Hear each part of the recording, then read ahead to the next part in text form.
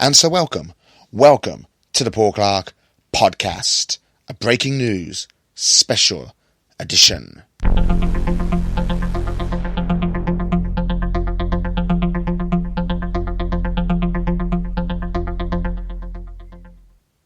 So the votes are being counted in Copeland and Stoke-on-Trent. At the time of me doing this podcast, well, it's 12:48.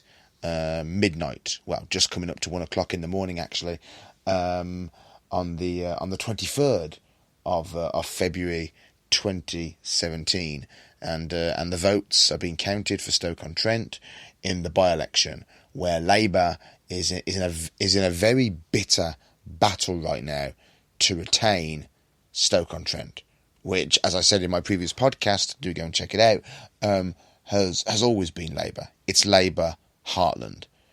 I think Labour could afford to lose Copeland, not Stoke-on-Trent. But here's the real tragedy of all of this. We're probably just an hour, 2 or 3 hours away from a result. And when all this is over, regardless of what the result is, whether Labour retains it or whether UKIP and the Tories snatch it off of Labour,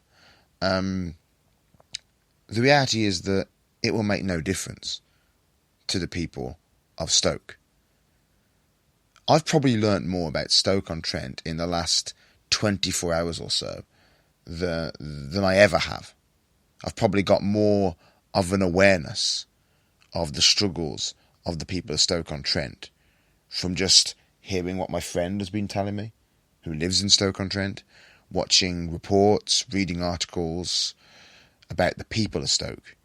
I've probably got more of an understanding of what makes that city tick than the politicians do.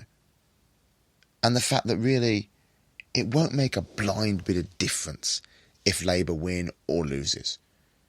Because the people of Stoke don't feel like anyone cares or that anyone is listening. And that's something that you hear up and down the country just generally.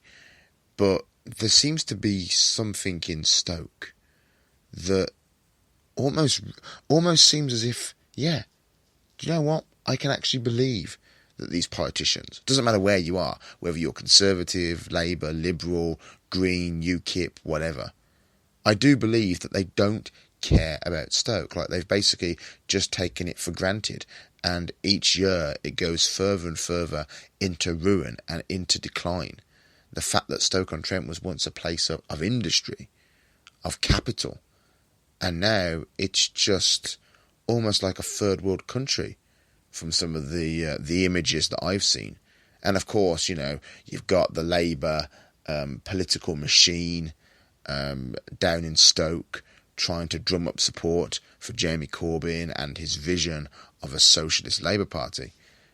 But the truth is, when all is said and done, regardless of who wins, the people, you know, they'll just go back down to London, down to the London bubble of Westminster, and they'll forget where Stoke is. All the media types that are currently right now converging on Stoke-on-Trent, they won't care.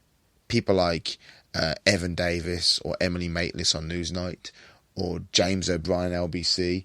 James O'Brien probably can't even tell you. He probably can't even tell you where Stoke-on-Trent is. James O'Brien probably doesn't even know that there's a country beyond London. He has no idea of towns and cities and places outside of his nice, safe studio of LBC or the BBC Newsnight studios. He has no clue. None of them do. And it's the people of Stoke, as I say, that I feel really sorry for. And my prediction is that Labour will lose Copeland. Really believe that. That will go Tory. That will go to the Tories and Theresa May. But Stoke-on-Trent, I think it's going to be a tough battle.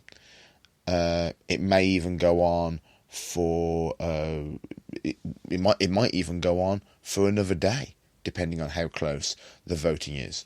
You know, they estimate that they'll probably have a good indication of what the votes are going to be by about 3 o'clock this morning, in a couple of hours' time.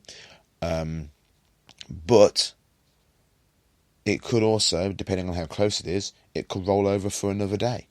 We'll have to wait and see. But I do think it is the people of Stoke-on-Trent that are the real losers in this whole thing, because I don't think anything will change there. I don't think Jeremy Corbyn and the Labour Party care about the people of Stoke. I don't think Paul Nuttall... I mean, what's Paul Nuttall? He's the leader of a party that has effectively shot themselves in the foot.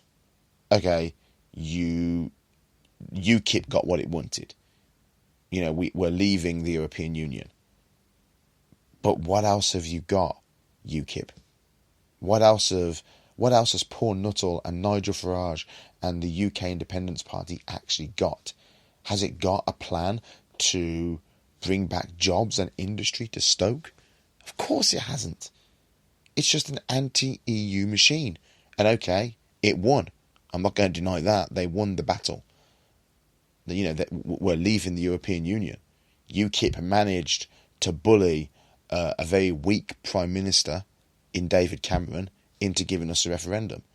And they managed to convince the people of the United Kingdom to vote Brexit. That's great. That's fine. But you got to have a little bit more than that in a by-election, I think, UKIP. You got to have a little bit more Paul Nuttall to actually convince people, or convince me, not that it really matters because I don't live there anyway, but to certainly convince the people of Stoke-on-Trent and the wider country when it comes to a general election that UKIP is to be taken seriously as an opposition. Because Labour is just crashing and burning, but UKIP's no better. But it will be interesting to see what happens tomorrow. I mean, I've already seen a couple of the Corbynistas are already calling it, and they're calling it in favour of UKIP, unfortunately, and they're coming out on the defence. They're getting ready to go out on the defence and blame the media or blame Tony Blair and the Blairites. You know, tomorrow will be a very interesting day, depending on which way it goes. If it goes the way that I want it to go, then the Corbynistas won't be happy, because I hope Labour does lose both Stoke-on-Trent and Copeland and Jeremy Corbyn resigns by the end of the day. But obviously, if you're a Corbynista and you support Jeremy, then you don't want that to happen.